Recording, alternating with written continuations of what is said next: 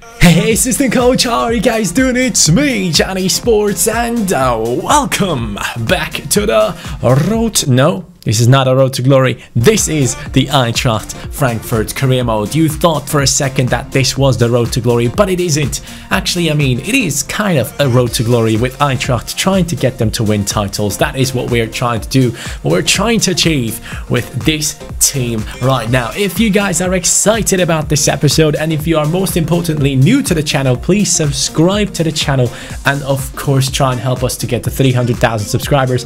That would be very much appreciated. And on top of it, please turn on your notifications. It's the most important thing that you can do on YouTube for a YouTuber. You can support them for free by just doing that. That's the most important thing. Thank you for doing it. Back again now with a different outfit. It's too hot in this room, so I had to change real quick. I had to go with the shorts instead of the joggers. Now guys, today's episode, we finally have completed the fan objectives. They are now done. The last fan objective of the season is on your screen right now, and it says the big boys. It is the one where we have to beat the likes of Bayern, Dortmund, Leipzig, Schalke and Gladbach. The top 5 teams right now, they need to be beaten by ourselves in this season. At least once we have to beat them because we are the underdogs. And last episode, by the way, Gabriel Martinelli stepped up when we needed him, and that was very, very nice to see. Joveljic still looking for his first goal in the squad. By the way, where the hell are my glasses?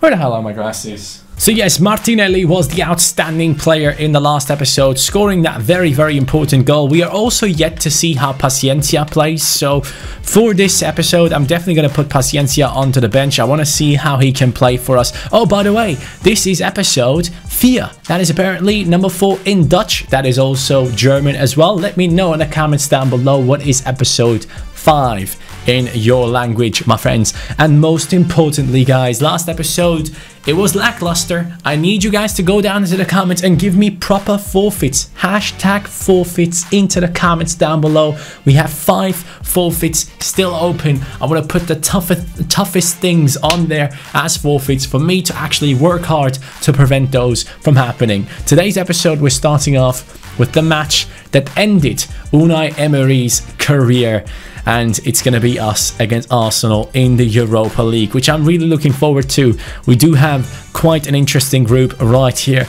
but we should be going through at least as the second place team. Now against Arsenal though, we are now able to test ourselves and see how good we are. If you guys do remember, in the Bundesliga, some mental transfers have happened and Dortmund has strengthened to a point where I genuinely don't know if we will be able to beat them this season. So I'm looking forward to that. Now though, up against Arsenal, let's get this episode started. Here we go then, boys. Eintracht at home against Arsenal. This is the match to step up our performances and show what we can do. We have struggled. Yes, we have had matches where we couldn't perform to the levels that we would like to, but hopefully in this one specifically we can do that. Is that Pionicisto? Has he joined them? They're playing with Pionicisto and Pepe, which I actually appreciate.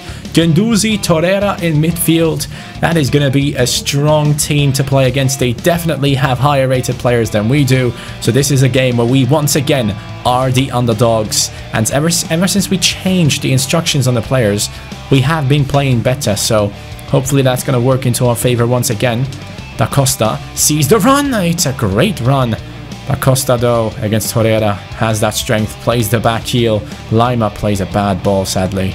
That is an outstanding ball into Aubameyang. Aubameyang gets stopped once. They do get it back. Pepe shoots and Trapp saves.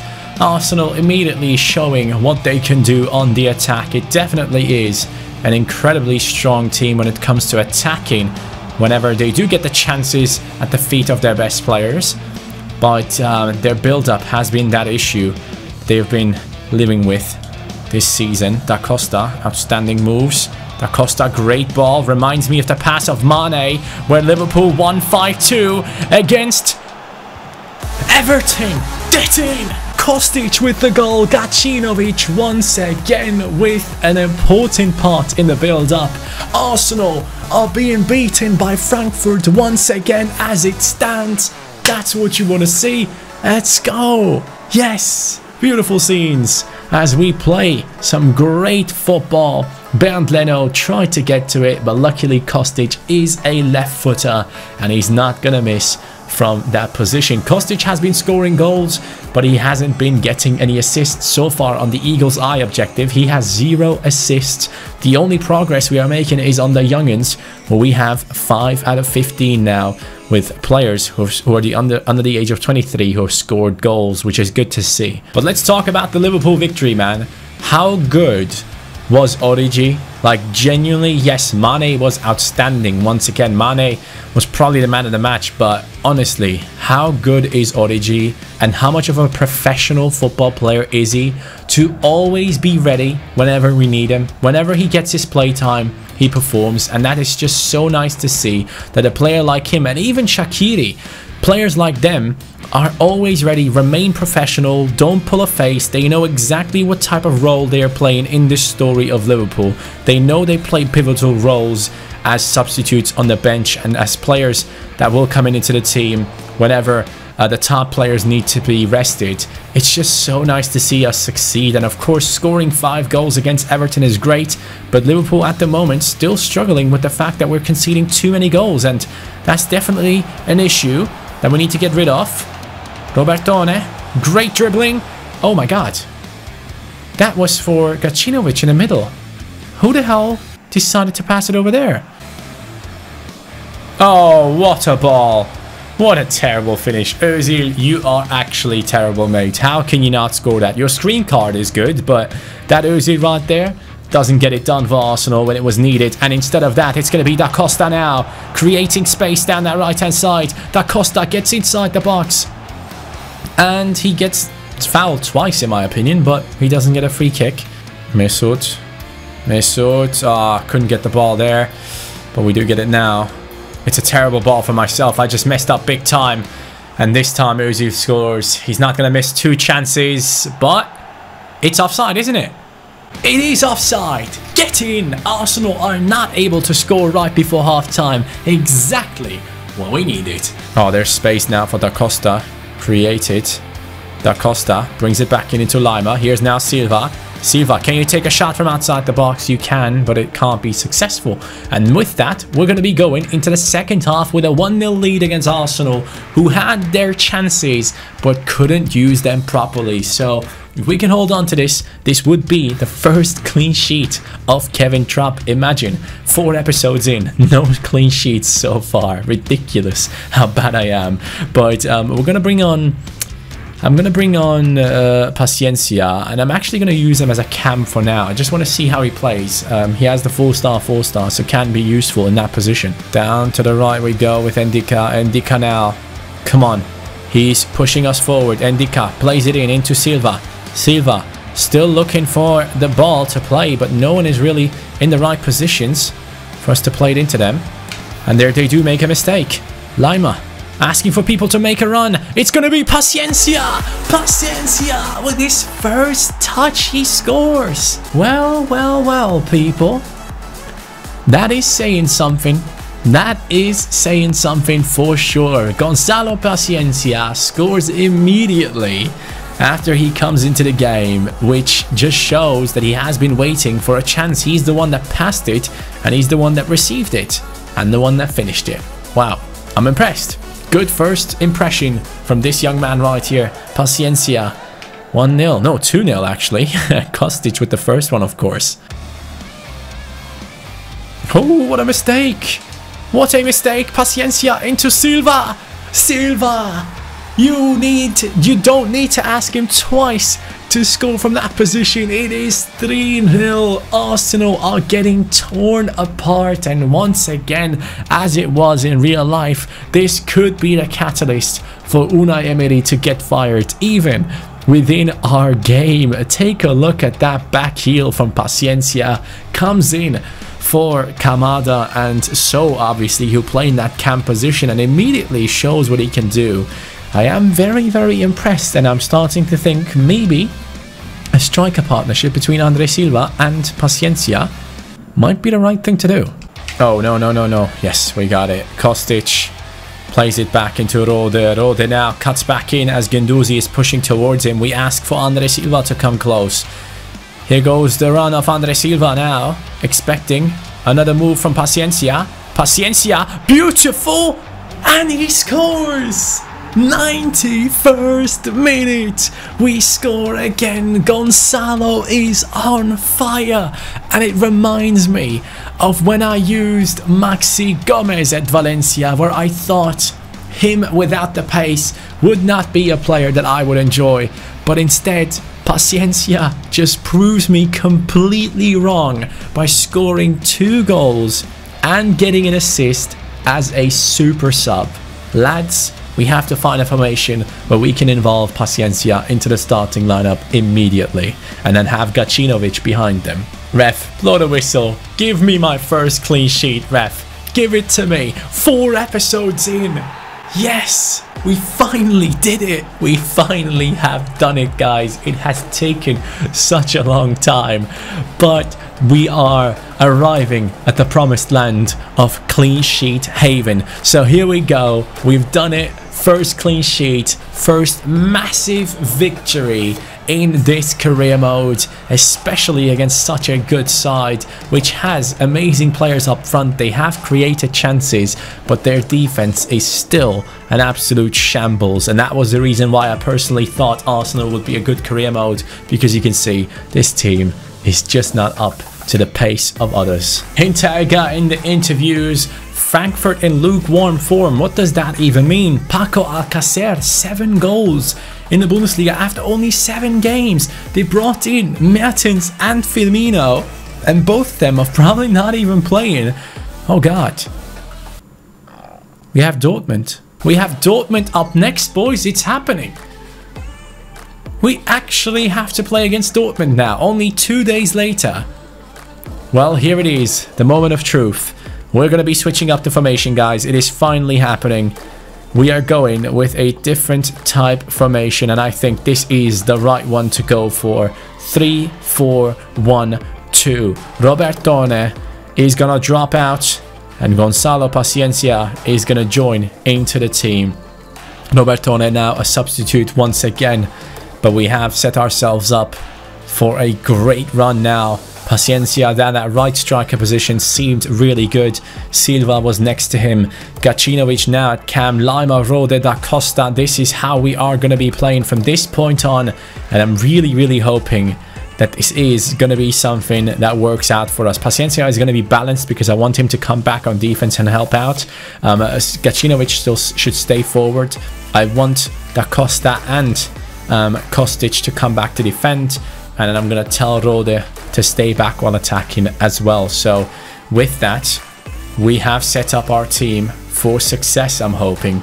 This is potentially the future of the squad. And now we have 2 striking positions that we can sub off, which means Martinelli and Joveljic now can be subbed in at the same time. I just want to see who has played the most games for Dortmund right now. It is Paco.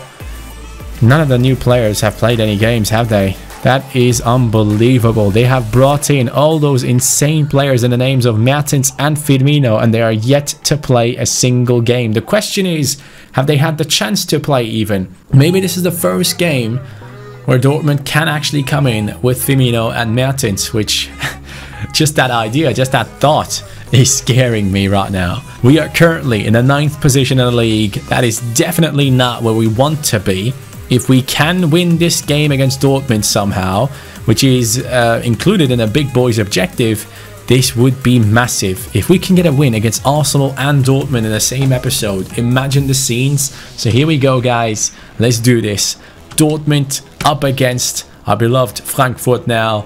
New formation, new player in the starting lineup. New us? Let's see. Back in the Commerzbank Arena for yet another massive match. It's gonna be against Dortmund, as you guys know, and after that incredible performance against Arsenal, I just don't know what to really expect. I'm hoping that we can continue on performing, and it seems like Paco has held his place. Mertens and Bobby Firmino sat on the bench Well, they have Paco Alcacer on the pitch, who has scored 7 goals so far, so he must be good. And it's definitely one of the players that we need to keep an eye out for, but Paciencia, the one that they need to watch out for. The man has come into the team and immediately has had an incredible impact onto the squad. That is always good to see, but now he's going to be playing from the starting lineup up, so let's see how he performs. Bad turns and twists for myself. Ooh, could have easily been a penalty. I could have taken him down. Dortmund somehow did not create a scoring opportunity from that, which I find really interesting. But the one thing that I'm feeling right now in this game is me struggling against the defenders of Dortmund as they come in with Jadon Sancho. Jadon Sancho makes it 1-0 for Dortmund, as he has scored many times against other teams. He does it again against us this time, which is quite upsetting to see because I really do like Jadon Sancho, and I do hope that one day he might be playing for Liverpool. But Marco Reus, look at that pass. That pass is ridiculous. First goal for Sancho in the Bundesliga. We're down against Dortmund. Definitely a complete opposite of the game that we played against Arsenal immediately. This team has quality in the build-up. Oh no, Marco Reus! What the hell? Man, what is happening right now? We are being taken apart by Dortmund and I can do absolutely nothing against it. Or can I? Kostic, come on, get into a better position to cross it in, mate. Kostic, far side. Paciencia, oh my god, that's such a terrible cross, mate. Kostic, open your eyes, bro. We had multiple people in the middle. Oh, yes, good ball into Lima now. Lima pushes in now with his pace, with his outstandingly balanced stats. He gets it into Silva. Silva on the finesse, Bürki. Mate, we are creating chances, but we are not able to be as clinical as Dortmund have been in this game. They had literally one chance and used it immediately, while we are struggling out here to create anything that can turn into a goal. Kostic now in a good spot, maybe. Kostic turns back, brings it in to Silva. Silva, good ball to Gacinovic. Gacinovic with an outstanding back heel. Silva, what am I doing? I should have gone near post power shot. I'm wasting my chances. The fans are booing us at this stage. Marco plays it back. Hazard. I just took out Hazard inside the box. I'm not even kidding. That should have been a penalty. We get really lucky there, boys. And they still push on. I cannot touch the ball yet. It's been literally 20 in-game minutes. I've been trying to get a hold of the ball. I cannot get to it. It's going to be Paco who tries to lift it up. The disrespect on this Dortmund team right now is really annoying me. But there goes Silva. Oh, unlucky. Unlucky Silva. Nearly had the chance to break through. Gacinovic. Great ball. Lima now. Paciencia. Paciencia. Outstanding skill. Good finish on top of it. Even goes low so that the goalkeeper has to react quicker. And still doesn't manage to score. That is a good ball once again over the left. Gaia once again.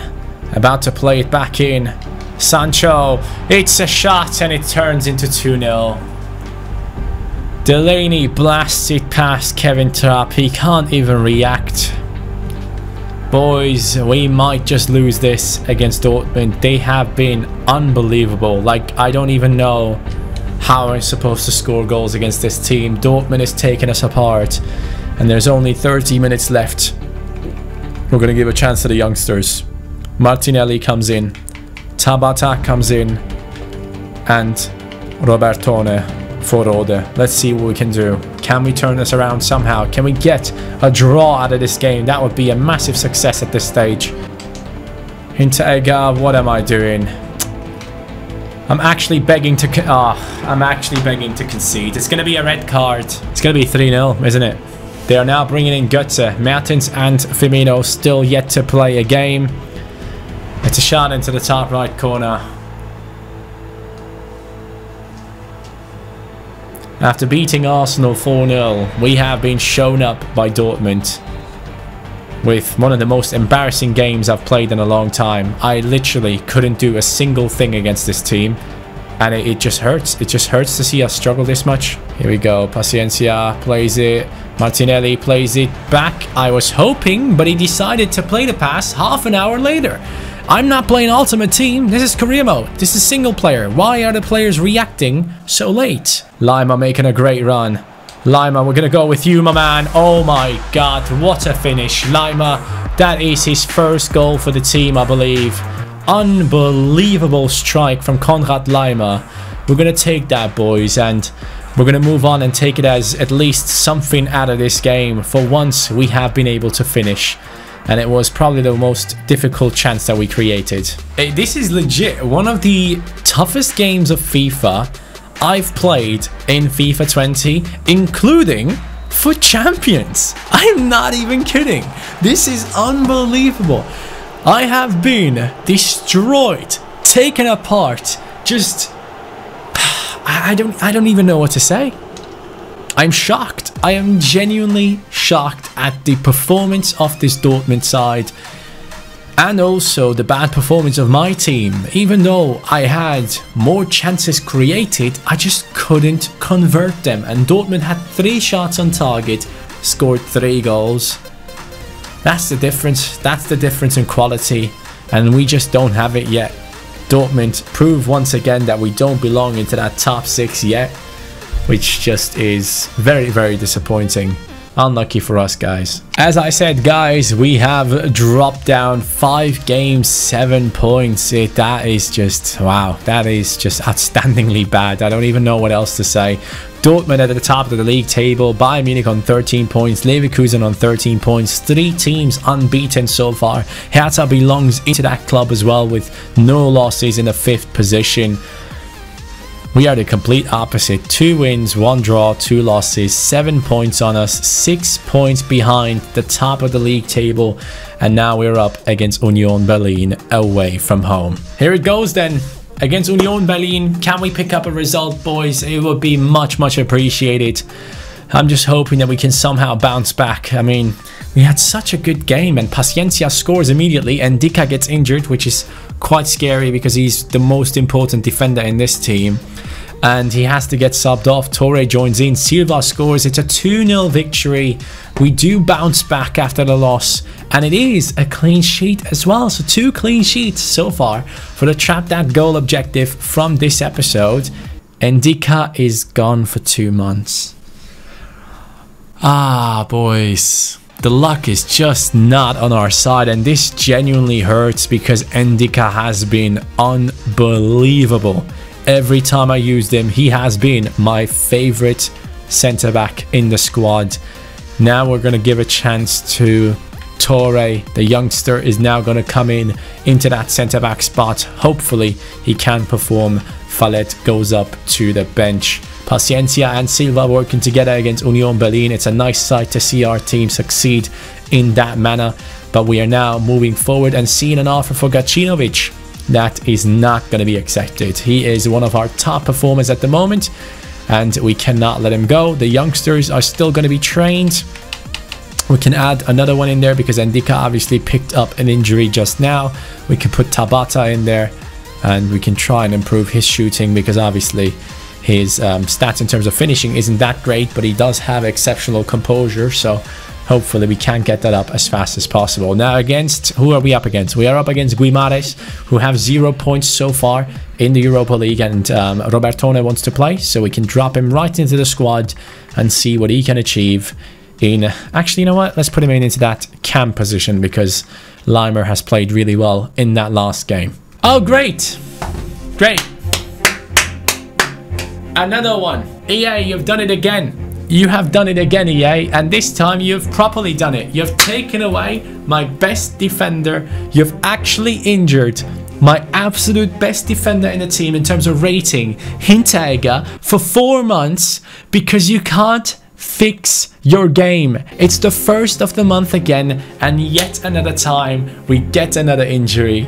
It is just outstanding. You can always rely on EA to ruin your day. You can genuinely just rely on them to do that over and over and over again, not just in Ultimate Team, by rewarding you with absolutely nothing every time you play the game, and then also in career mode by letting you play offline because you don't want to play Ultimate Team, and then still ruin your experience within the only game mode where you felt safe in the past. Last year we had the -1 overall glitch.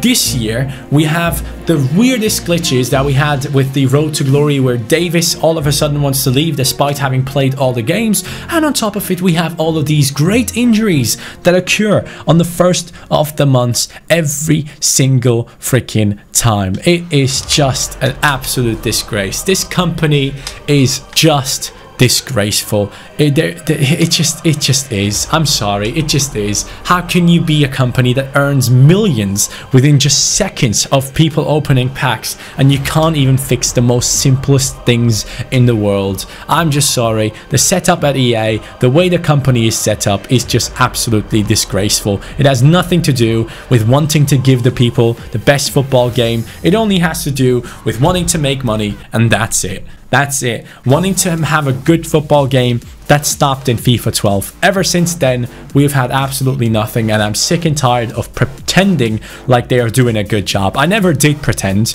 but I am going to call it out even more now. I'm sorry. I'm just sorry. I am not going to take part in this anymore. It happens once again. It ruined my Road to Glory. Now it's about to ruin my Eintracht career mode as well, because these guys can't code the game properly. We have absolutely no defenders left. No defenders left. I don't know what to say. We're going to sim this game against Guimares and see what type of result we can get without two of our best defenders. We go down 1-0. Immediately at the beginning of this game. Paciencia, it's a Portuguese team, so it'd be nice if you could step up and score against the men from your own country. There you go. Paciencia does it. He does what he's asked for. That's good to see. But man, oh man, am I upset. I am extremely angry. I just am. It just, yeah, Paciencia does it again. He gets us that equalizer in the 89th, and now Limer has gotten injured as well. Go ahead, take away all my players. Go ahead. 3 days on Limer, which is fine, but mate, I genuinely don't know what to say anymore. This company is something else. If I was a company that sees millions upon millions buying my game every year because they love football and they want to have a good experience within it, I would not set up my company in a way where you have to please investors rather than pleasing the people that play the game. Ridiculous. With that, guys, we now finish in today's episode in the 7th position with 10 points. If we do win, we can get closer to the top. I definitely need to win the next game. We definitely need to get to 13 points. Otherwise, I feel like I'm going to lose the gap between us, or the gap between us is going to be bigger and bigger, and we're not going to be able to catch up. Next game, we definitely have to pick up a victory against Bremen, but once again, the highlight of this episode is EA messing up. In the January transfer window, guys, we will have to pick up some defenders because it's just not going to work out without Hinteregger in the team. At least Ndika might be back soon enough, but again, it is still very, very disappointing. And the shirt sales have surpassed 50 million, which is good to see. An objective has been achieved. Thank you guys so much for watching, though. Another rant at EA that was highly necessary because they just don't care. And I don't care what else. If you're a community manager by some chance and you're watching this, you don't care. I'm sorry. If you cared, you would actually work even harder and get things sorted for the people that play this game. We've been telling you about these issues for months now, and everything that I see in patches. What did I see in the last patch? After like 3 patches in a row, finally they changed something for career mode where they said games are not going to be scheduled right next to each other anymore, and it seems like that's something that they might have fixed, which is good to see. But you will see that once you play in like the English League, or you have the Carabao Cup, the FA Cup, Champions League or Europa League, and the Premier League at the same time. But lads, I'm done. I'm done. I'm not happy with what EA are doing, and I'm just so disappointed. I genuinely am. That is the end of the episode. I will probably put another rant into my EA messages. I will let them know once again.